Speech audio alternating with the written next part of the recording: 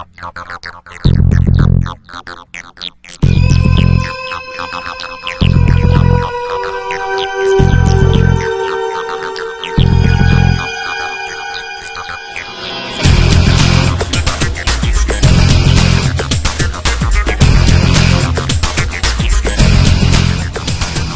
there traders, it's Jeff from thestockbandit.com. Thanks for joining me for this video. It's time once again to take a look at the indices as we head into a brand new week of trading. Now last week was a holiday shortened week, but the market definitely saw plenty of movement despite that, and I actually mentioned that in last week's video. And by the way, if you're not watching this in full screen mode, do so, and you'll also want to click that little gear icon down in the player, and you can select the HD quality for the best, sharpest image.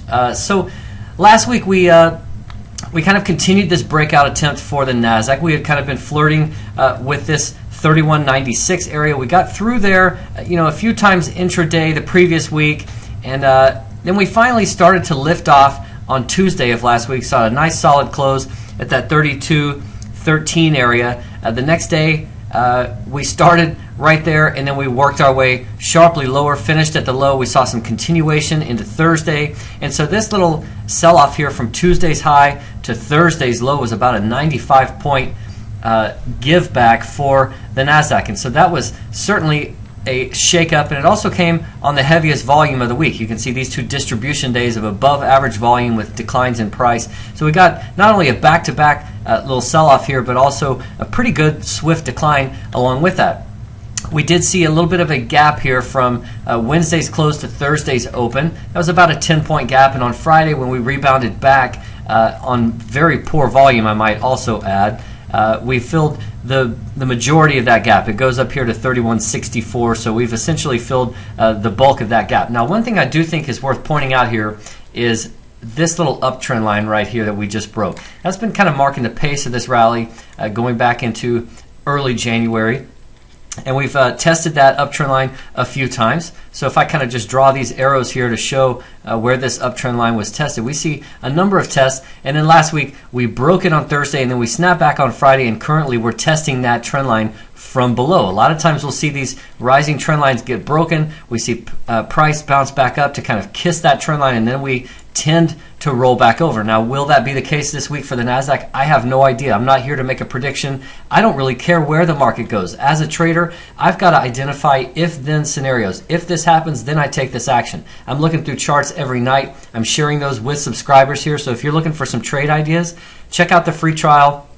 They're all if-then scenario types of trades. It's not a matter of putting on a position and hoping that the market proves me right. It's a matter of identifying good low-risk, high-reward opportunities to put my capital at risk in hopes of receiving that payout. So here we are kind of testing this uptrend line here with the potential to possibly roll back down. So the two big levels are going to be the high and low from last week that we need to be watching. Now we're kind of smack dab in the middle of those here.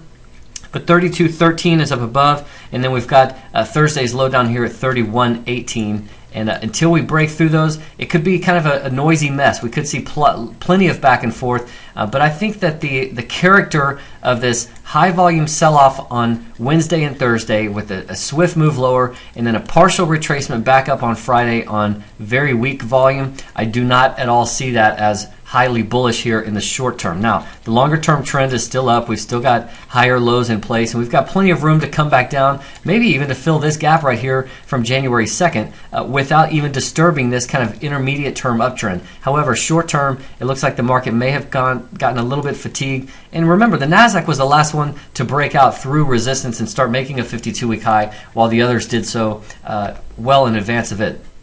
Let's take a look at the S&P 500 here. We've also got a rising trend line here that was broken last week. And again, we bounced back up Friday to kind of test that. And so far, we haven't yet reclaimed that. Now, lateral levels for the S&P, we've got this 1515 area, which is right where we finished last week. We've got 1495 right down here where we tested. In fact, on Thursday, we got to within a couple of points from there. And then down beneath this is going to be 1474. That was the big 52-week high prior to this breakout right here in mid-January. So for the S&P, maybe we're getting a little bit toppy here. I don't know yet. But the fact is, right now, the first line of defense right here is this 1495, and it held last week. So we've got the weak volume bounce on Friday. Let's see if the bulls are able to put any follow-through together early this week. If not, we may see a quick retreat back down to test this 1495, possibly to break it. And if so, I'd be looking for this 1474 in pretty short order. The Russell 2000, this has been the champ index. This thing has rallied some 21% from the low to the high.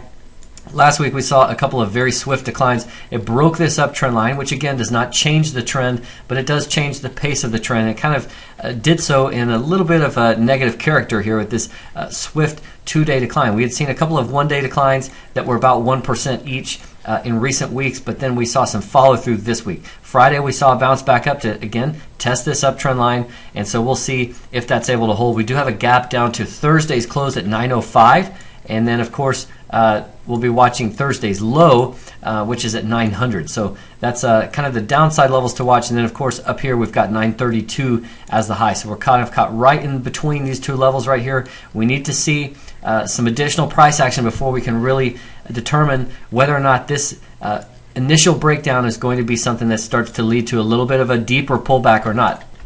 And then finally, we've got the Dow, which has repeatedly attempted to clear this 14,020 area. In fact, last week it did so just barely. It got to a close on Tuesday of 14,035. That's certainly not much of a breakout, and it's certainly less than 100 points. We got to 14,058 intraday on Wednesday.